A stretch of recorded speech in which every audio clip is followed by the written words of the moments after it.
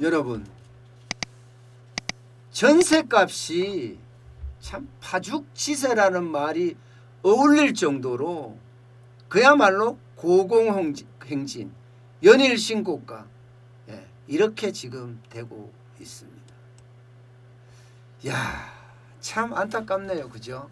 참 안타까워요. 그렇게까지 계속 고공행진을 한다니 얼마나 이게 안타까운 일입니까, 여러분. 보세요. 얼마나 올라가는지. 70대책이 자극을 했어요. 서울 전셋값을. 어떻게 했느냐. 강동구 여기도 보면요. 6월달하고 7월달 한 달 사이입니다. 한 달 사이. 한 달 사이 7억 9천에서 10억으로 올랐습니다. 강동구 고덕 그라시움. 고덕 그라시움이 말입니다. 이 10억이라는 게 참 웃긴데요, 여러분. 이 10억이요. 이제 전셋값의 보통이 돼버렸어요. 전셋값의 보통. 강동구에 있는 고덕 그라시움은요. 전용 84제곱미터입니다. 84제곱미터. 얼마 전까지만 하더라도, 특히 지난달만 하더라도 7억 9천에 거래되던 전세가 10억을 넘어가고 10억. 10억 안 하면 안 하겠다. 지금 이렇게 이야기하고 있는 것 아니겠습니까? 참, 전세값이 장난 아니다. 이렇게 이야기할 수 있죠. 지금 성동구도 마찬가지입니다. 성동구도 레미안 옥수 리버젠입니다. 이거요. 지난달까지 7월 10일만 하더라도 8억이었어요. 그런데 7월 10일이 끝나고 나서 7월 13일 되니까 9억 2천입니다. 9억 2천. 여기가 84제곱미터예요. 84제곱미터. 양천구도 마찬가지입니다. 양천구도 5월 21일에 목동 힐스테이트가요. 지금 8억 2천이었거든요. 8억 2천.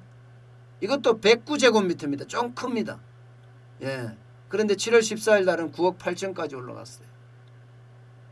지금 장난 아니죠. 성동구에 서울숲 리버뷰 자이도 마찬가지예요. 지금 8억 5천에서 9억 5천까지 뚝뚝뚝 뛰어가고 있습니다. 여러분, 이게 서울에서만 국한된 게 아니에요. 지금 수도권으로도 지금 확장되고 있는 추세입니다. 전세 10억이 말입니다.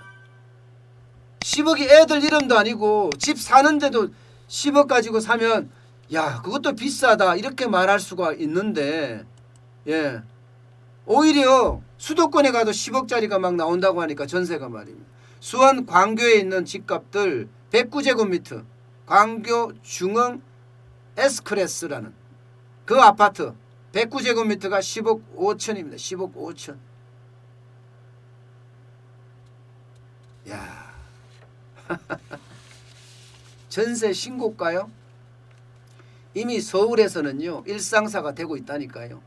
서울 잠원동 신반포자이 98제곱미터 지난 11일에 16억 5천만 원의 전세가 거래됐습니다. 이거요 신고가입니다.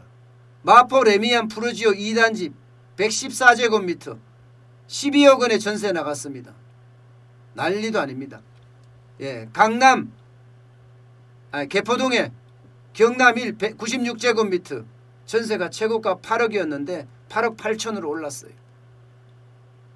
강남 4동이라고 하고 있는 토지거래 허가구역 대치, 삼성, 잠실, 청담 전세 물량 휘기 59제곱미터가 8억 5천이 8억 5천. 이게 뭐 장난이 아니라는 거 아니에요.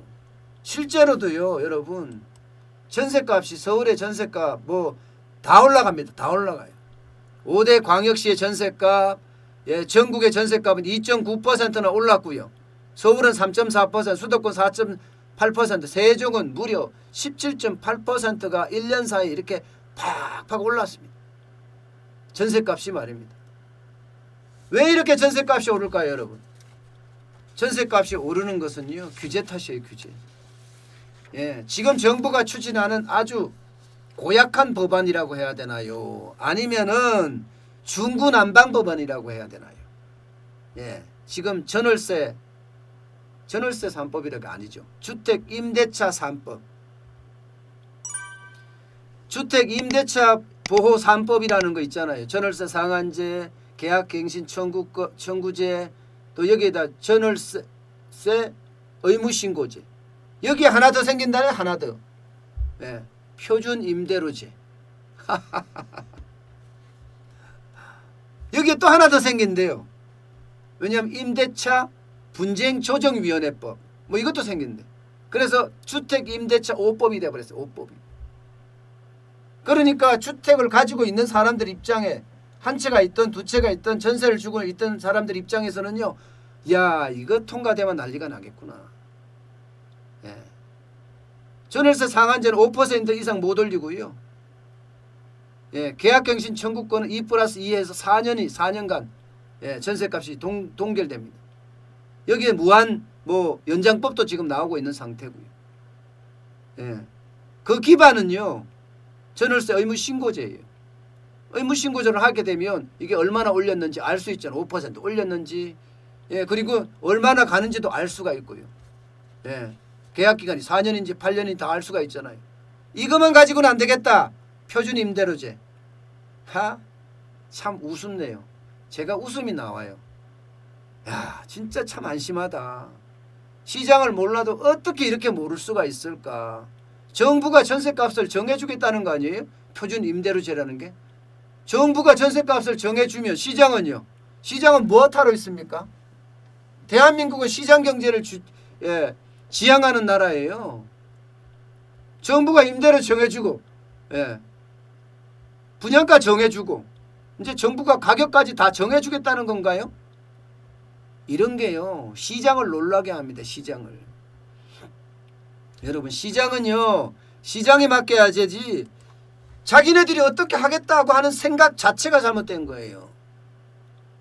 시장에 방관자가 돼야 돼요. 정부는요. 문제가 있을 때 시장에 들어가서 잠깐 문제점을 해결하고 나오는 정도가 돼야지. 지금 시장을 이끌어 나가겠다. 전세값도 정해주고 분양값도 정해주고 아이고야 참 미치겠다.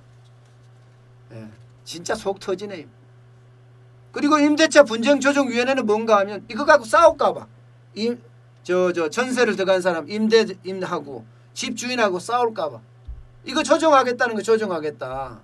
이거 조정 엄청나게 일어날걸요 여러분. 안 일어난다고 지금 이야기하는데 오히려 더 일어납니다. 왜 일어날까요? 나는 만약에 집값을 임대료를 올리려고 하면요. 나가게 만들어야 되잖아요. 나가게 만드는 방법 중에 뭐 다른 건 어렵다고 쳐요.